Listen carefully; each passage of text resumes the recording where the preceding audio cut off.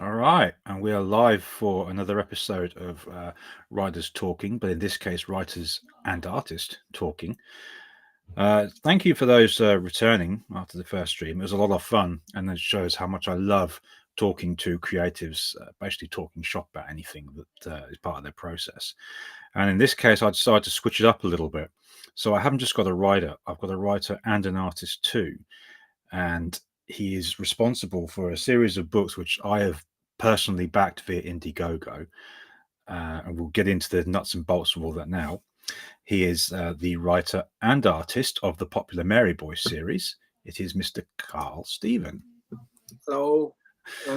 Good to have you on. I've been looking forward to this chat. Hi, Justin. Thanks for having me on. Right. So before we get into the nuts and bolts of the project itself, I always like to sort of go right to the beginning. So who was Karl before he was the writer and artist? I don't know. I've always done comic books. I mean, for to varying degrees of success. And I think Mary Boys is just the first thing that really, stuck. So yeah, I've always been writing. I've always been drawing. Well, I've always been drawing. I think I only started writing when I started getting involved in zines and things in South Africa. Yeah. Comic book collectives and things where you do like a 10-page story or a 5-page story, and I just built it up from there over time. Were you one of those kids that like to doodle in their school books? Yeah, it's all they were good for. Pictures of dicks and yeah. My youngest son, he's got a thing at the minute where he draws lots of monsters and whatnot in his books or in scrap bits of paper, and he brings them home to show me, and I think it's fantastic. But I like to think that's where the creative mind begins, just the average doodle that just goes outwards. Because for me, growing up, I would go spend school holidays or weekends at my grandparents, and unfortunately my gran, she loved to watch those god-awful British soap operas. Yeah, the Emmerdale, EastEnders, Coronation Street, and I think there was something else, but it was like 2 hours of horror for me. So I couldn't sit still. And one day my auntie, who lived with her as a carer, gave me a notepad and pen and said, "Shut up and write a story." And that's how it got started for me. So I'm assuming it's something similar for you. Through pain. Yeah, I guess. I mean, to be honest, Mary Boys is a reaction more than anything else. It is an act of anarchy, really. And I think the reason people like it is because they kind of latch onto the sincerity. Yeah. Because I did a graphic novel before then called Sparko, and it was literally just a case of I wanted to write a story about somebody lost in London. How I felt at the time, but it didn't have any fire. It didn't have any, anything like the Mary Boys series. And I think it's important because it goes back to what inspires you, what drives you. So when it comes to your art, are you the traditional sort of paper and pencil guy, or have you tried digital? And what are your thoughts on all that? Everything to date has been traditional. With ink washes, ink and everything. But on the new book, I've actually started using digital. What did you use? Yeah, I got a copy of Clip Studio Paint, and I got a set because I've always the problem with me for digital. I mean, it's a means.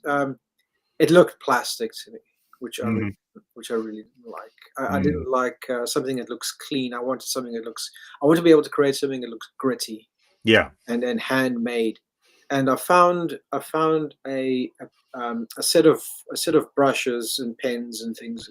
It's called created by people called the Rusty Nib. They do all sorts of effects and packages and things specifically to make something look handmade. Yeah, and it does look indistinguishable. Apart from the tone effects, which is half tone, it looks. A purely ink page would look. I myself wouldn't be able to tell the difference between something that was done traditionally or digitally like that. Yeah.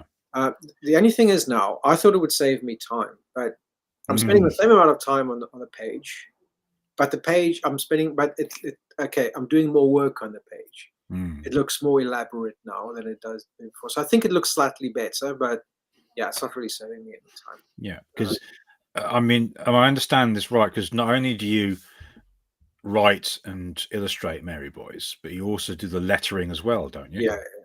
That must take a lot longer to actually produce a book if you take on all the workload yourself. Yeah, I mean, the only grace is that I'd color the thing, but I did tone it.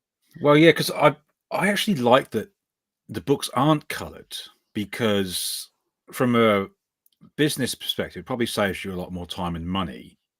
But also, a lot of the old school British comics that I read growing up were Yeah. black and white, and also one of my favourite comics when they were about was the Dark Horse Aliens comics, Yeah. and the first ever series they did, I think it was like 10 or 12 issues, I forget now, but that was black and white, and I love that sort of raw grittiness in a comic. So, like I said, when I got Mary Boys, which we'll obviously go into in a little bit, and started reading, thought, yes, black and white, I love it. It's old school British style comics. There's something dangerous about black and white.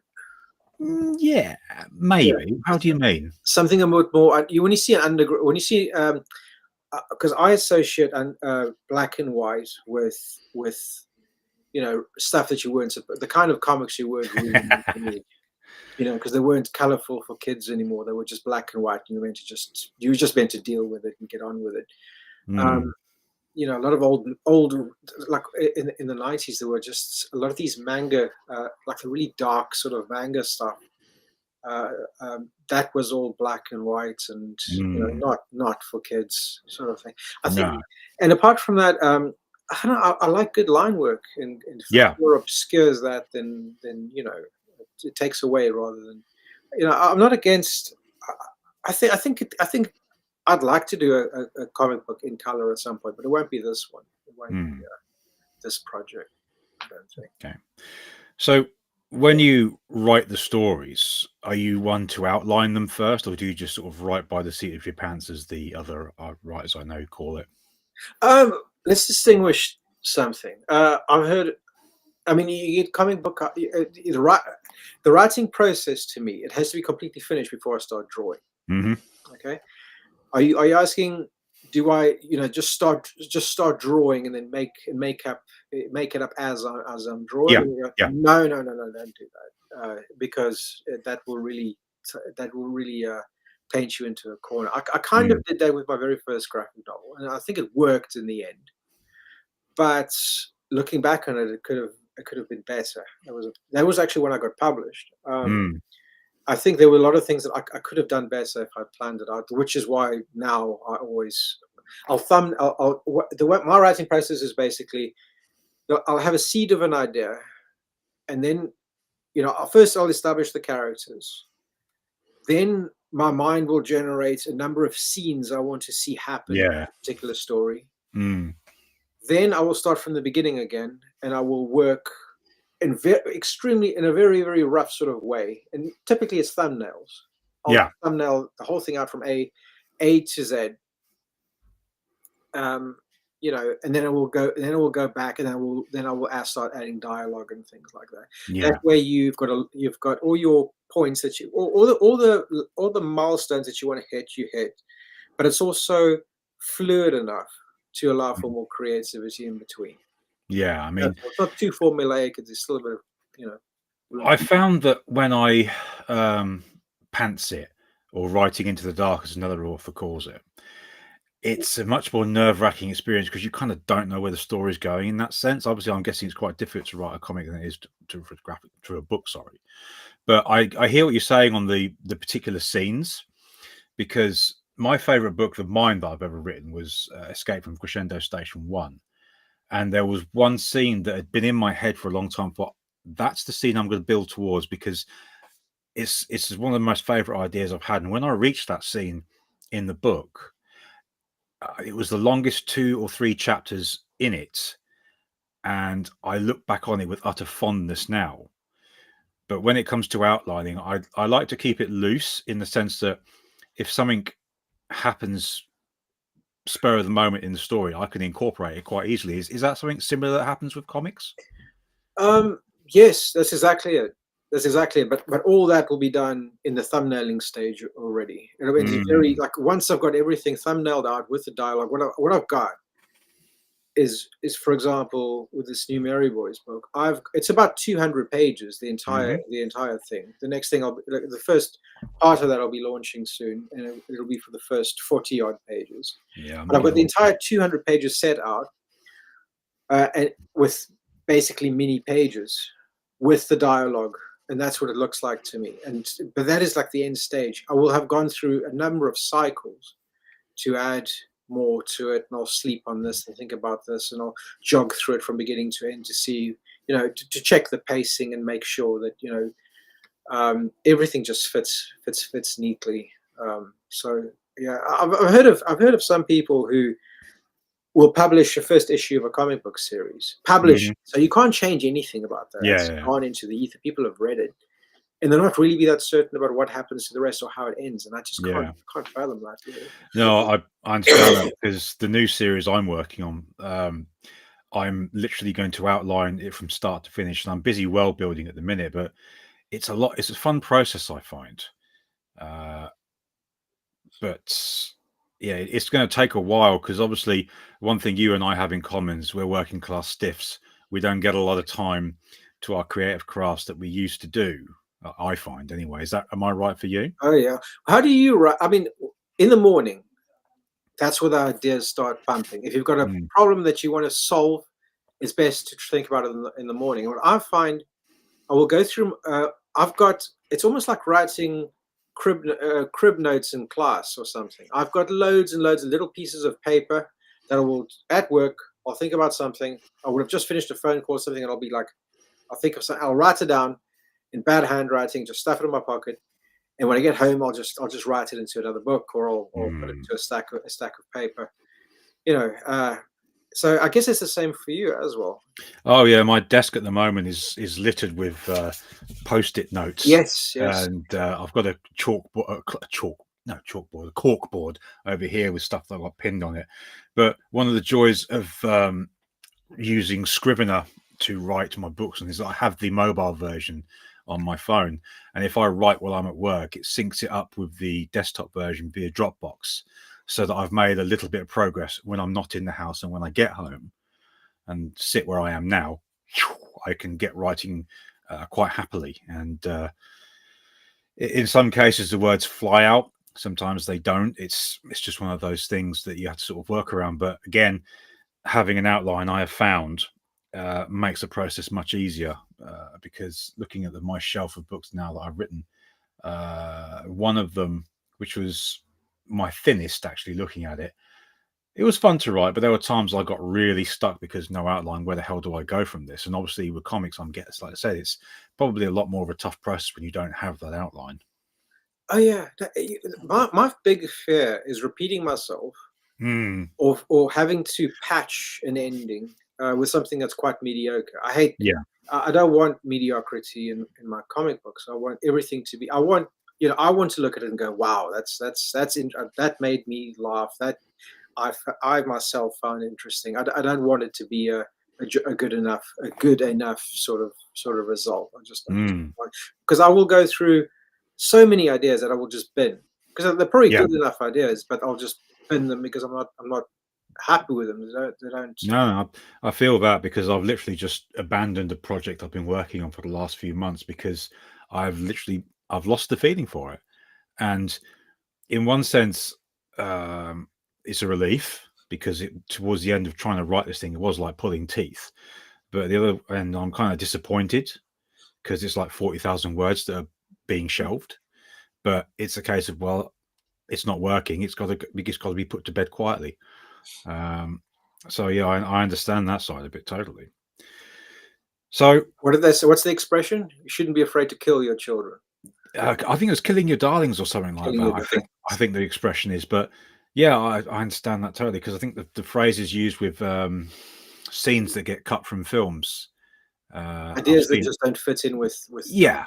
You really want this, but everything else is going to suffer if you do. Yeah. I've had that a few times, but with this one, it's probably the most I've ever put to bed, because it just was not working. So it's a case of, oh well, it is what it is. So now we shall get on to this. And one thing I love about these is they're A4 sized comics, the old school sort of size of British comics that I used to read growing up before I discovered Marvel and DC and all that. So how did Harry, Chaz, Philip, and William sort of first enter your mind?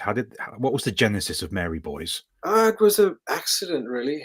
A happy accident. I'm trying to. Where's my book? I've got a copy of my first novel somewhere.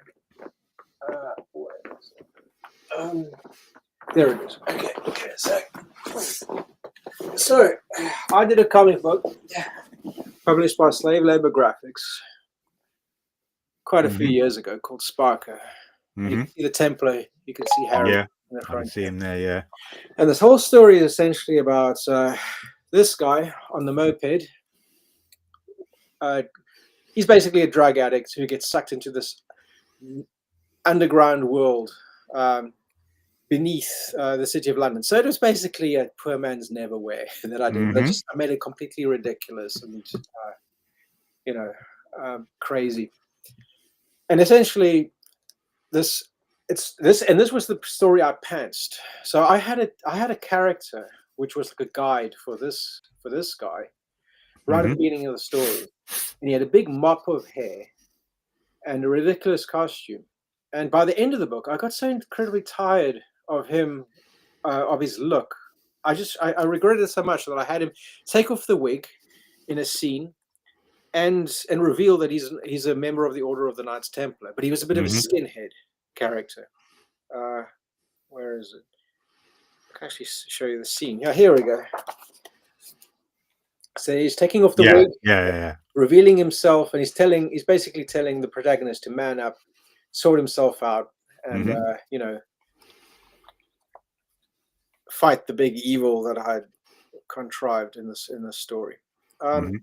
Anyway, so I finished this book, and the publisher told me, "Well, you need one more page, because we need because there's so many signatures in a perfect bound book. We need one more page for me." And I thought, okay, I'll just fill it up with some sort of parody. So I took the main Templar character, and I really like Teenage Mutant Ninja Turtles. I think,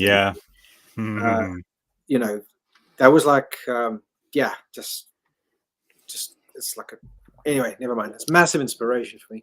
So I did like a little pin-up of. I imagined he had 3 other brothers. I thought of something. I thought of them of when they were teenagers. With the I put a sword in. Put a sword back in their bloody baseball bat with nails through it and chains. Yeah. And I just called them, teenage skinhead Sparko Templars. Just a name for it back then, and so that was that, and that got it going. That just stayed in there. It was years after I finished this that I did Mary Boys, but that seed of an idea just stuck with me. It just encapsulated like a lot of. They looked really mean and angry, and I felt mean and angry about a lot of things at some point. So they wouldn't go away, it just wrote itself, I guess. Yeah, and here's the Indiegogo for the first Mary Boys campaign, and it was a big success. And I'm ashamed to say I was late to the party on this one because there were so many people launching crowdfunded comics and graphic novels at the time. This one just slipped completely under my radar. And then when I became aware of it, I backed the origin issues, which again I'm going to show off because fantastic. And your lovely wife got them in the post to me very quick, I should say. And it's a great origin story for these characters. But at the same time, there are some themes in the story which I think certainly are quite relatable, especially to anyone living in the UK right now. Big supermarket openings, smaller businesses folding under the pressure because they can't compete with the prices, social decline under housing estates, council estates in particular, leading to job culture and crime and whatnot. And amusingly, also the state of the NHS, when, of course, Father Parish is released from hospital, even though he's got a bullet in his head. That's all relatable to me, particularly because, I mean, where I live, there's 5 Tesco's. One of them I worked in for a little bit. The social decline, seen a lot of that, especially with all the small businesses closing up in my town centre. If you want to go there for, let me see, a used mobile phone, vapes, a coffee, a takeaway,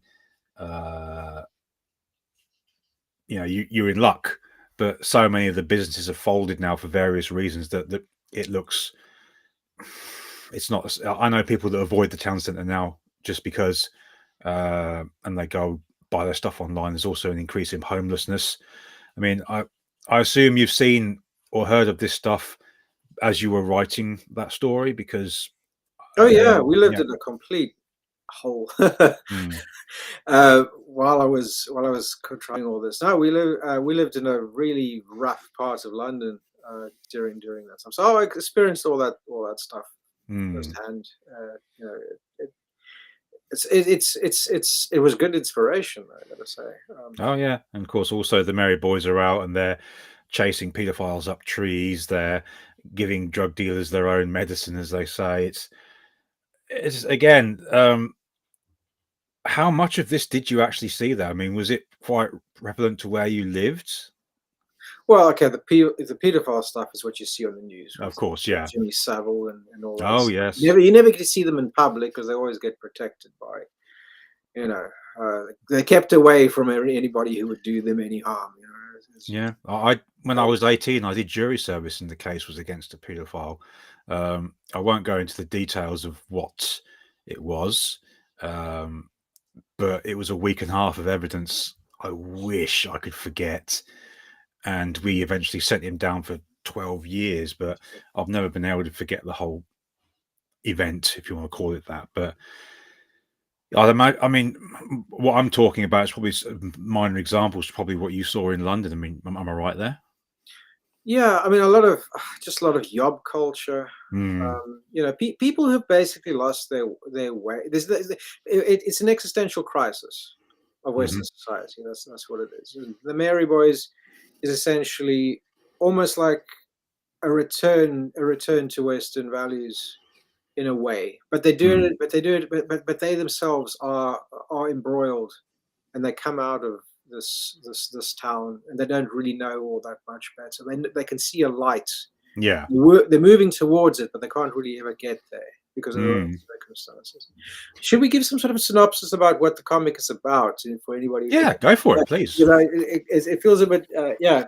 I wasn't sure what to sort of say without wanting to spoil it, but yeah, please, the floor is yours. Well, it's basically a teenage Knights Templar in a broken Britain. That is the short elevator pitch. So essentially, it's four brothers who suffer from certain birth defects. So they've got cleft lips, they've got no hair, like me, big hands, big feet, and they've got a strange metabolic. The metabolisms are strange in the sense that they the way they metabolize alcohol gives them strength and speed and agility. So it's in a sense that they're superheroes. Yeah, because when you obviously put the bit in there about them getting super strength from the alcohol, good name of the brand, by the way, you kind of drew comparisons a little bit with me of Asterix drinking his brew before he batters the Romans. Yeah, exactly that. I'm a huge Asterix fan. But it's also like a case of who hasn't felt stronger after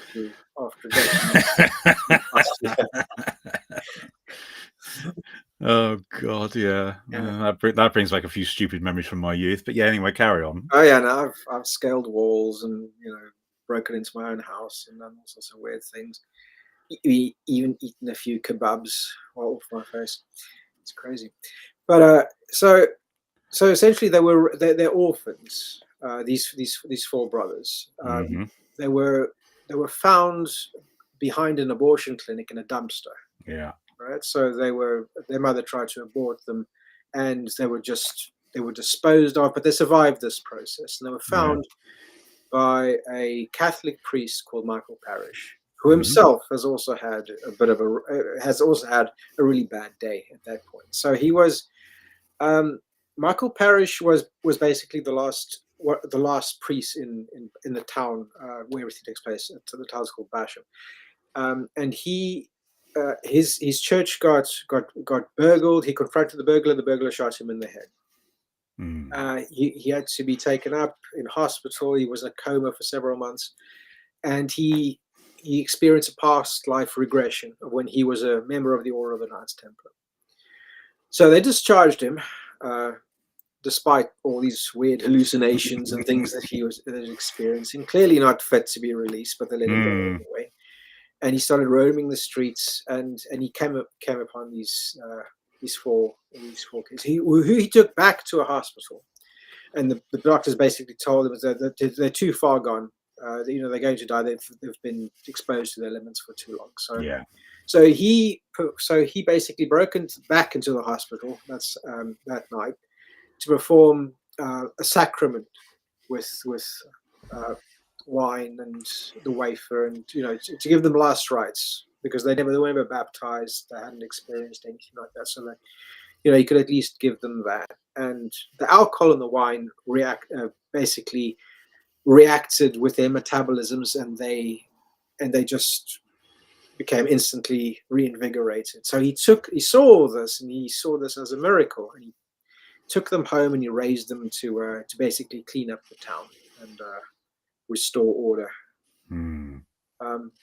So that's pretty much it. And there's this also. I like to keep a bit of mystery in there. There's this weird apparition of the Virgin Mary that appears above their targets in certain cases.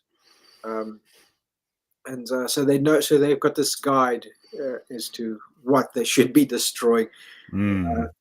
So yeah, I mean, essentially, the good kids. They're essentially skinhead punk kids. Don't take any nonsense. We've got a very sort of set of rules and principles for themselves. And and Michael Parrish is unfortunately just an alcoholic who, I guess he would be the same. He would be, he'd be like one of these child endangerment cases. Like Batman, actually. Yeah. All the Robins, the few he's yeah. But from a business perspective, and perhaps a personal as well, it must have been so nice to see the campaign be successful.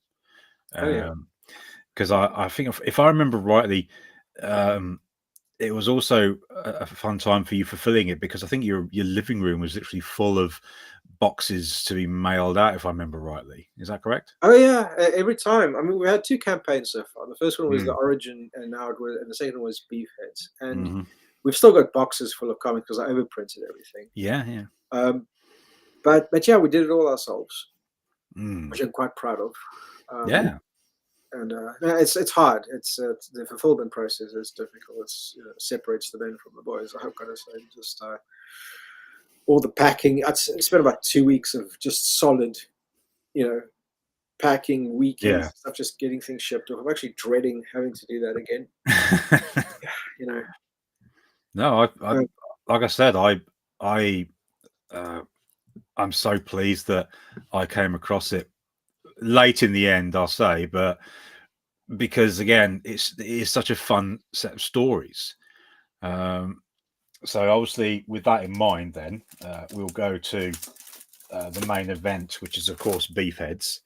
Again, probably one of the funnest reads I've had for a long time. But also, I wanted to sort of mention that with the Beefheads book, I think you did 2 different covers, because that's the main cover, and then you did a variant cover. Props to you for that, because one thing that cheeses me off with crowdfunded comics is sometimes there are a stupid amount of variant covers that get done for them, to the point where I look at this and think, come on, guys, I thought you were trying to be different from the mainstream comics. but instead you're falling into the same paths as what they did. There's a few fingers I could point here, but for now I'll just say Van Sciver because he's one of the worst for it, I think. But it always makes me think back to Danger Girl when that was done through Image and Jeff Scott Campbell when he was writing and drawing that. I think there'd be like 10, 12, 13 variants for some of the issues, and they were stupidly late as a result. And I draw parallels between them because obviously with some of these they're years late, but with the mainstream stuff, it's a 30-page comic and it's not too difficult, I don't think, to get out within a reasonable time frame. But they're months, in some cases a year late. And I think people sort of lose track of what they're doing because they're too focused on getting variant covers to bring in more cash. I mean, again, yeah, that's the thing. I mean, I never saw the appeal of variant covers myself. No, to be fair, I like doing the additional cover because I just enjoyed drawing. I just enjoyed drawing it, but I couldn't do more than 2 covers. Yeah, let's see. Yeah, there's your second variant just there. I like that. But again, just you stuck to one, which I thought was well, I thought it was great because you gave a choice, but you didn't overload them with choices. And I'd imagine that cut down the workload for you a significant amount as well. Yeah, I mean, it's a speculator's thing. You know, I think what did I see? It was a DC or was it Dark Horse? But there was I've seen at one stage there was one project I saw that had 36 variant covers. Oh, I've seen more than that.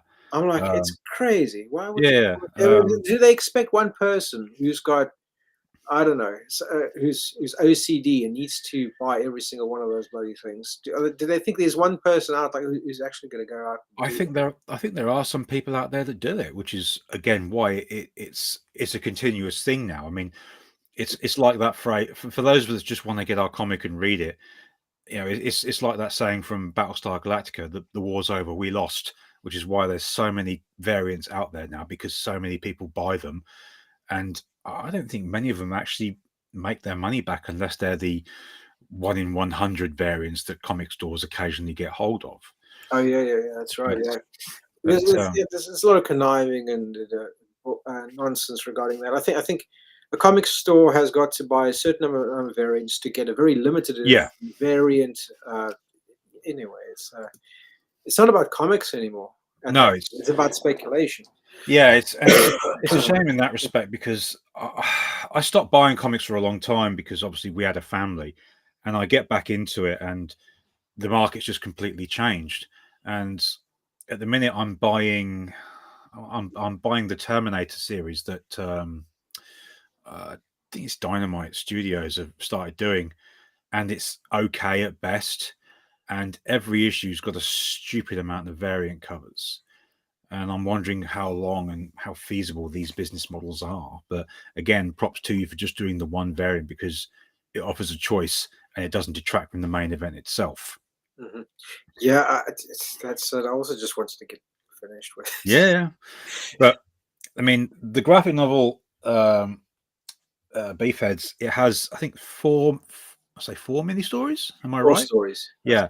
I'll focus on 2 of them for the sake of this conversation because, or for a reason I'm about to get into. But obviously, the first one, the small football club, potentially being bought up by a rich businessman, coupled with the religious extremism on the outside. That was my favorite one. Yeah. Oh, it's not my favorite. We're coming to that, but I did chuckle at this one with the way it all ended up because.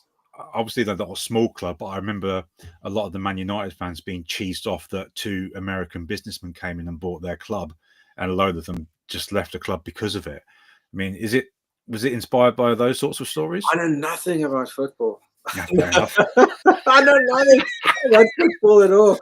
I used to read the Roy of the Rovers comics, and you know, with my team. In fact, the my team. There was one strip in there. I didn't like Roy of the Rovers, but I liked Mighty Mouse. Yeah, you know, that was funny stuff. That was really good. I just wanted to do because I know that football comics were huge in the UK at one. Yes, they were. He did them, you know, because they churn them out. And it's basically based on that. I wouldn't know the rules. And I played a little bit of football at school. I played goalie, but I never really followed football. I wouldn't know the politics of the players or the personalities behind that at all. So this is all stuff that I got from speaking to people really into it and whatever. So all my mates are like working class Bristolian, and they all have their team, and so I talk to them because I'm not just an outsider, I'm not British, I'm not from here, I'm not from these parts, so I kind of just ask them these innocent questions about how they feel about certain things, and I kind of felt my way around it like that. It was very enjoyable because it was so, that is so quintessentially British. It just to me it was nice because it was a sense of nostalgia for those old comic books.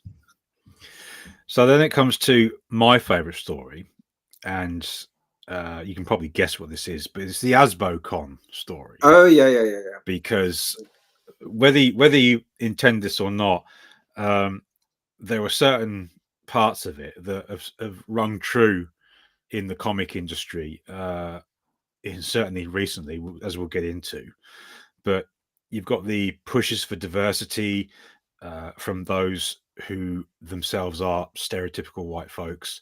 There's no different colored skin among them, which I find very hypocritical. And they all look the same. Oh yes, absolutely, yeah. You've got Comic-Cons that are more full of adults than kids, which is something I've noticed as well. The fucking Funko Pops, which I can't stand with a passion. I think Rob Price referred to them as landfill in one of the last bargain bins we did, and he was so right about that. But I understand also that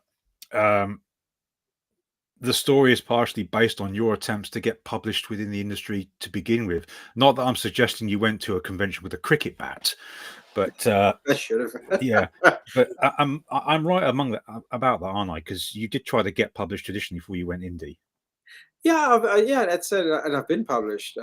It was basically just what was weird to me. So I got published, and then I saw how the people who work for the publisher behaved online.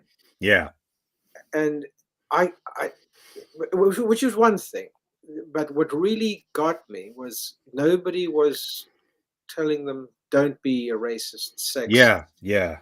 This can't possibly be good for your company. No. And the push for to get it's almost like quality. I'm not saying that people who tick those boxes all necessarily make bad comic books. It's not that. The question is that it is ranked, that it could potentially outrank quality itself. That you would have to find a good comic within those certain parameters, where you wouldn't be looking for good quality within the entire spectrum of people who are interested in making comic books. And that's my problem with it. Because I read comic books, if it's good, it's good. It doesn't matter to me, who made the comic. As long as I enjoy, I think it's good, it's clever, then I will definitely read it, and I'll probably enjoy it too. Yeah. So it's just alien to me. And the thing is, once you've noticed that, start noticing it everywhere. There's loads of news sites, one in particular in the UK, which I will not mention because you can get more publicity than I think I know the one you're talking about. Yeah, which it's best to rot in obscurity. Where that seems to be the mantra. We're activists before we are enjoyers of comics. Yes. This does not make sense to me at all, because first of all, the market, the reading public, the people who read comic books, the reading base is incredibly small, especially in the UK. If you changed everything about UK comic books to align along your political views and aims, the impact would be it wouldn't even be detectable on any sort of scale, because there aren't enough people enjoying this sort of thing. All you're doing is ruining some people. You're ruining people's hobbies. Yeah. By doing this. That's all. The one that I remember the most was Chuck Wendig when he was working for Marvel to write a Star Wars story. Yeah. He got very upset about I think it was Trump getting in, and the first time round, and he wrote a series of tweets telling Trump voters to eat a boot covered in shit and stuff like that, and it resulted in him getting fired from Marvel. And I remember talking about it at the time with some friends, and it was a case of there's no professionalism anymore. They used to have people that would say to these writers and artists, "Don't say stupid shit," but now they're all on fucking Twitter. I'm Yeah. not calling it X. Have you noticed this is primarily an American problem, Yep. which has been adopted by the Brits, who copy everything the Americans do. It is not a European comic book problem. No. No. Why is that? I wonder. It's literally it's people. But, you know, I've my theory is that because specifically in the European, in the American and the UK markets, we've infantilized comic books. Even though we went through this whole spiel in the 1980s where comics are no longer for kids, and I think that is still the mindset, and people still behave like that. Yes. As if they are, you know, and they're attracted to this sort of medium because that is what they're doing. They're doing entertainment for children, adolescent entertainment, and they behave like adolescents. They can't function in any other way. That's the problem. Yeah. But the main part of the Asbocon story, which I think you hit the nail on the head, was the revelation of the what's the word here? The revered writer, artist, whatever, who turns out to be a massive creep in real life. Now, it keeps happening, doesn't it? Yeah, the thing is, literally, as we're having this conversation, the allegations against Neil Gaiman are only getting worse. And this is a guy who also would shout out on Twitter, "Believe all victims." Yeah. Well, it turns out he's a massive creep as well. And one thing that I've learned seeing this over recent years is that those who shout the loudest about this stuff are the ones you really want to keep an eye on. Yeah. Because it wasn't just God's sake, Neil Gaiman, who has been revealed to be one of these, but it was a few years back now. There was a series called, I think it's called Border Town for Vertigo for DC. Oh, yes. Yeah, the writer Eric M. Esquivel, if I'm saying his name right, he was accused of sexual harassment by a former female colleague, and I'm told there was also a story where he propositioned the guy's wife right in front of him, and it's like, what the actual fuck? Yeah. And Esquivel, he didn't outright deny the allegations, but he kind of half-assed admitted that he'd been a creep in the past. And the funny thing is, in 2020, he announced a publishing company, I think it was, called Alternate Empire, with a man called Eddie, I'm pronouncing this right, Eddie Berganza, who had been terminated by DC in 2017, also following sexual assault allegations.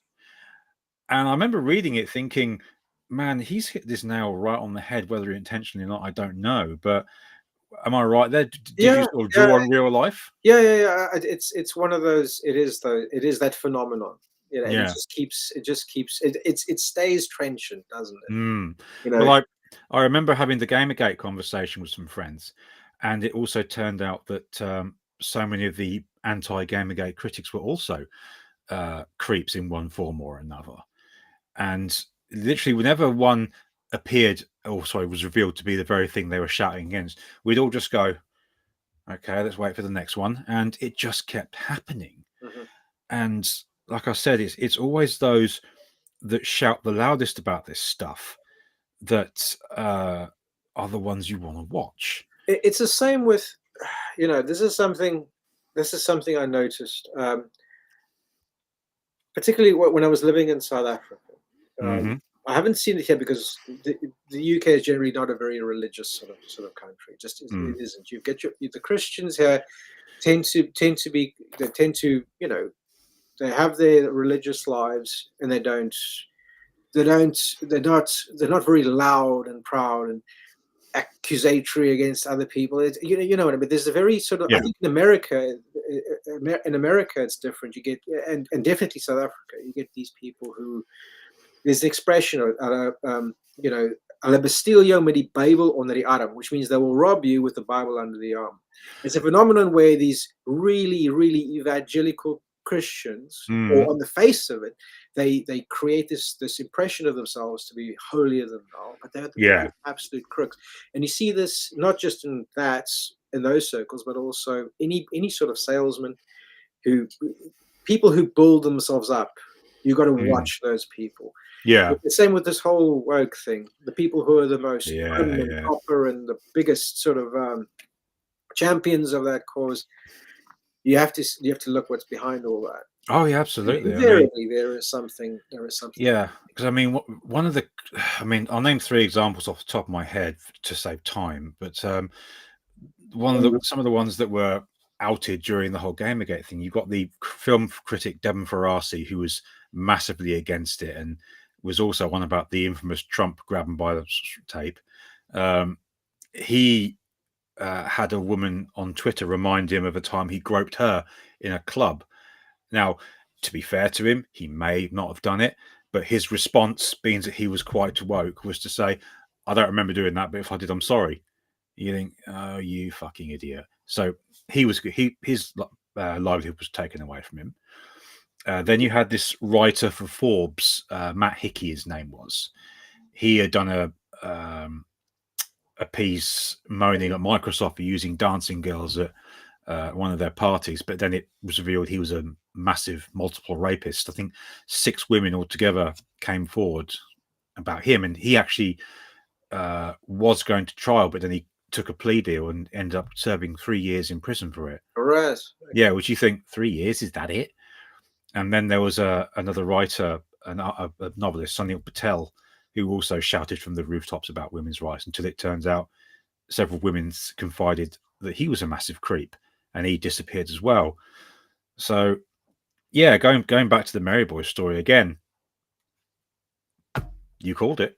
Yeah, but it's so easy to call, to be honest. Yeah. On the plus side, I've managed to complete my Neil Gaiman collection. Well, I mean, I can only wonder what some of this stuff's going to go for now, because I don't know. Anyone wants to go near the guy again after this, especially now that he's been sued by one of his victims. But it's a civil case. Yeah, but on the stories, I mean, the reason I'm gotten the rest of the graphic novel collection, because essentially that's my goth childhood, if you know what I mean. You know, that's just one of those things that I used to read at that point. I still think some of it's good. Some of it is now, if you look back, and it's like, okay, you know, it isn't all it's cracked up to be, but some of it is. So, and I mean, there's just an added bit of context to those stories now. Yeah, that's all. There's a lot of sodomy in the Sandman books, and now we know why. I can't believe it's not butter, Mr. Gaiman. I mean, I'm not saying you did it. I'm just saying a lot of people are accusing him at the moment. Yeah, it's why I don't want to go into the details of the whole thing, because again, we should have seen it coming given the stuff he said over the years. But at the same time, I do want to be fair to the guy. It's not been proven, but it was kind of the similar thing with Cosby. The amount of smoke that was being generated, there had to be a fire somewhere. Yeah. So well, it's like this. If he hadn't been such a massive hypocrite, I believe all that, yeah. Then then nobody would be pointing and laughing right now. They'll be saying, okay, well, let's just wait and wait and see. I think that's the main thing. But also the other point is, he admitted to basically every, the way he phrased his statement is that he's not denying any of it. Yeah, he's just saying, actually, it was. I know, yeah, okay, but it was she did give consent. In this BDSM sort of. Yeah, it's. I think the phrase I used a while back talking about Esquivel was a non-denial denial. He didn't deny it, but at the same time, he kind of did in certain places, which is like, yeah, that's interesting. But again, it's funny because, like I said, you hit the nail right on the head there with the way this guy was. I thought, yeah, I think I know where he's got his inspirations from in the past, but yeah, I thought I'd bring that part up with you. Now, to talk about this, you have All Stitched Up on the way. Yeah. I can't wait for this. It says part 1, interestingly enough. Yeah. This is the big kahuna. This is the definitive Mary Boy story. Now, did you say something like 200 pages for part 1? About not part 1, no. So the whole thing. The whole thing. No, God, it'll take me forever to do the 200. It would be forever before it launches. Now, the first part is about 40 pages, and each part is going to be around 40 pages, and the last part's going to be about 60 pages. So there's going to be 5 parts in total. So does that add up? Does that make mathematical sense? It adds up to about 200 pages, but it's all been the story's obviously already written. All the thumbnails and first pass lettering has been done and everything. As far as the first part is concerned, I'm halfway with the inks now. Yeah. And once the second half of the inks is done, I can launch that campaign. But I'm not going to do anything. I'm not going to start any campaign until the whole book is done. Because there's a lot of bad vibes. Late projects and things. And last I think I was a month or 2 late, and I just didn't. Nobody complained. Nobody complained. Nobody, but I felt that pressure, and I've got a day job. Well, this is what I'm about to get into with you, because obviously, like I said, you and I, we're working class stiffs. Our craft happens after we've done our day job. Yeah. And I think there are maybe 3 people off the top of my head whose works I will still back now in the crowdfunded market. You're obviously one of them. But there are so many, again, that I simply gone, no, I'm done now, because of how late the books were. Again, to point the finger at Van Skyver, I think Cyberfrog 1 was, I'm going to say 3 years late. 2 was around about the same sort of period. And the thing is, with Wrecked Planet, I can't see it from here, but it's literally still in the box it came in, because by then I'd had enough and I didn't want to know anymore. The only reason I haven't sold it is because I don't think anyone will buy it.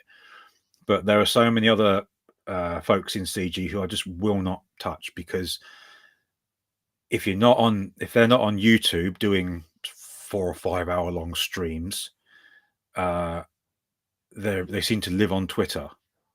And it's a case of get off social media, get off YouTube, because they're drama farming, and I can't stand that shit.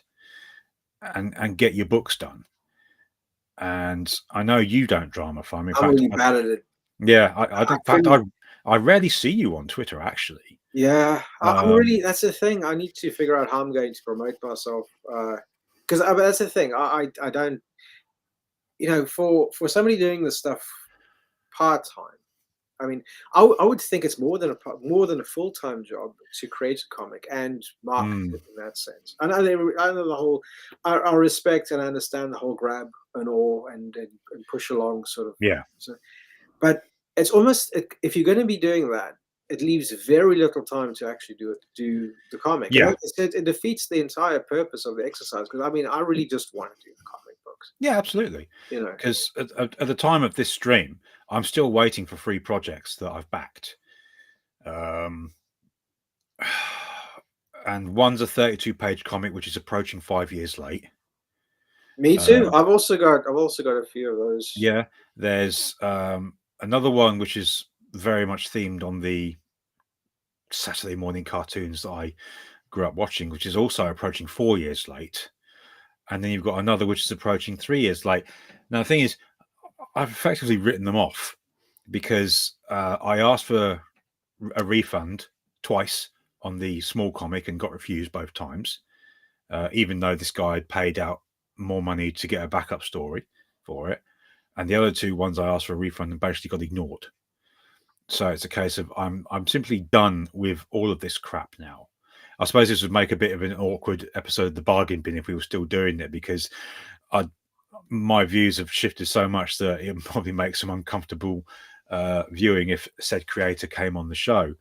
But that's why I admire about people like yourself, because you're not out there pissing people off on social media or on YouTube. You're just doing the work. My comic books. Yeah.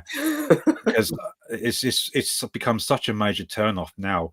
And I suppose Van Sciver, to quote The Dark Knight a little bit, he kind of lived long enough to see himself become the villain, because last time I checked, and admittedly it's been a while, the difference in Final Sum Raised for Wrecked Planet and the third Cyberfrog book was quite different.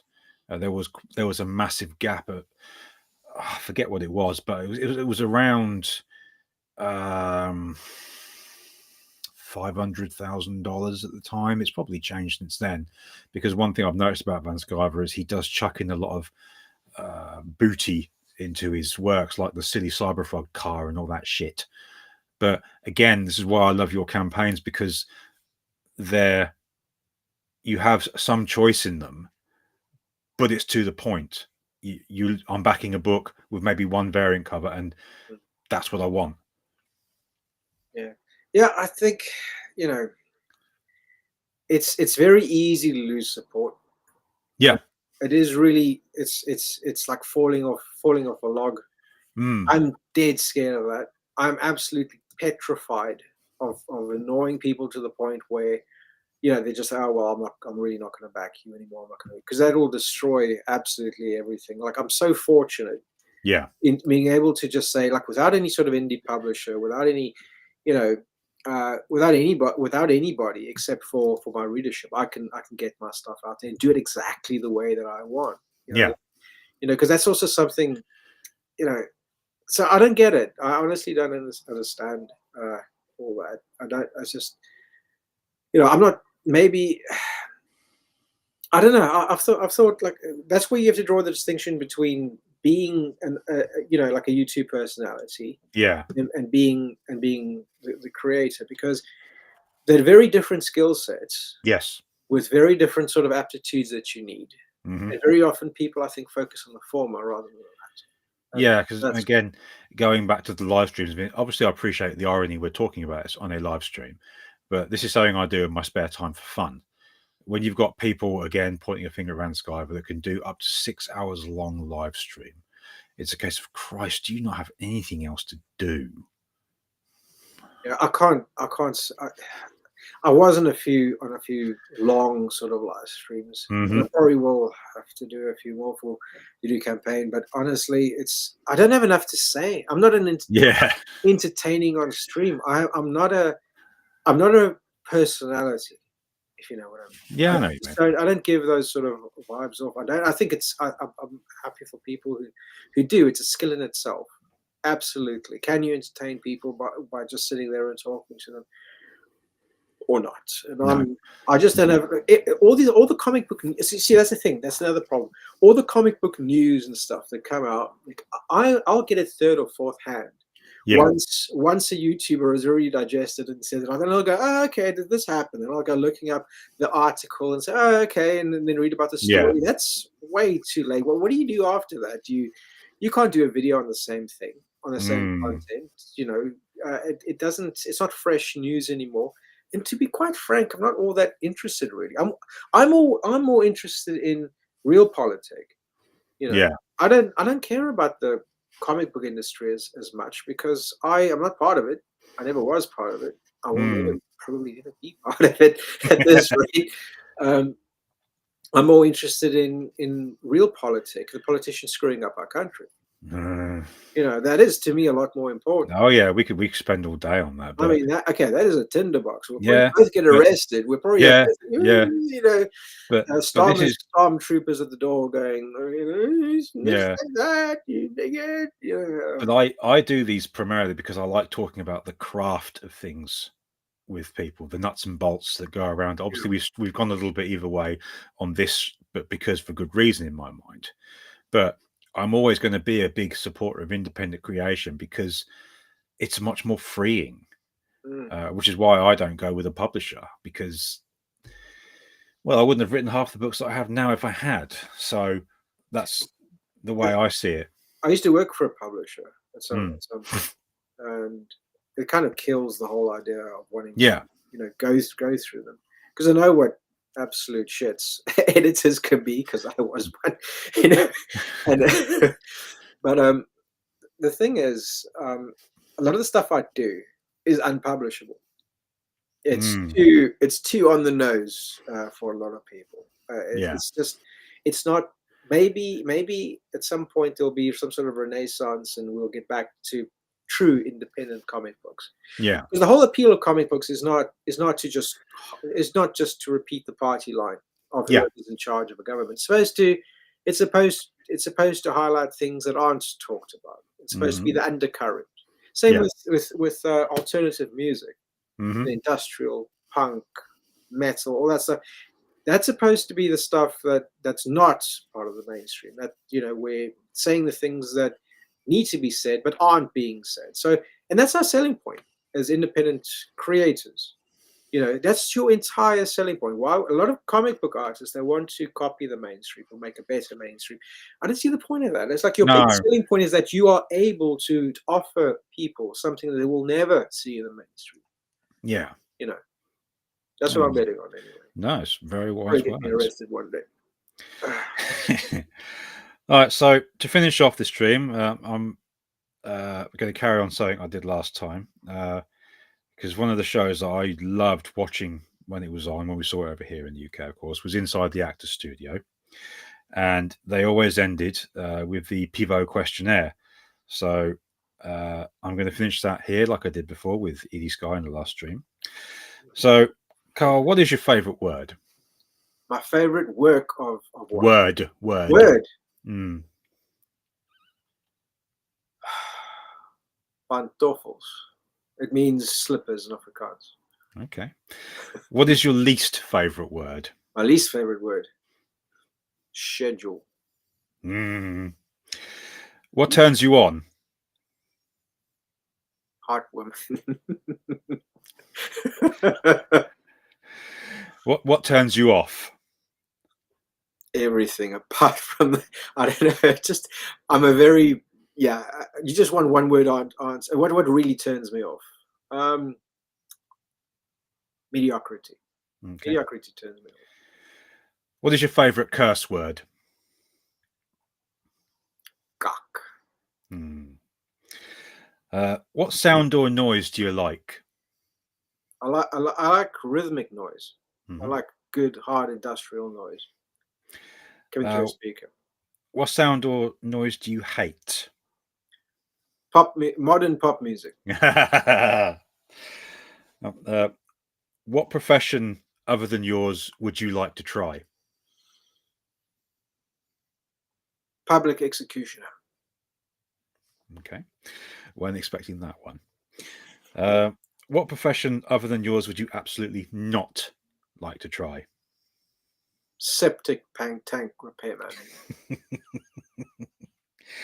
And finally, if heaven exists, what would you like to hear God say when you arrive at the pearly gates? You can stay. You're allowed. I haven't read your books. All right, so for those watching, the Merry Boys All Stitched Up campaign will be along as soon as Karl's finished the first set of inks and everything else that goes with it. I encourage you to keep an eye out for it on Indiegogo or sign up for the mailing list, which is available on Twitter on Karl's profile. Karl, thanks very much. This has been a great conversation. I've been really pleased to have you on. Thanks, Justin. Thanks. Really appreciate it. It's a good chat. Right. Take care, everyone, and I'll see you on the next show. But for now, take care. Bye-bye.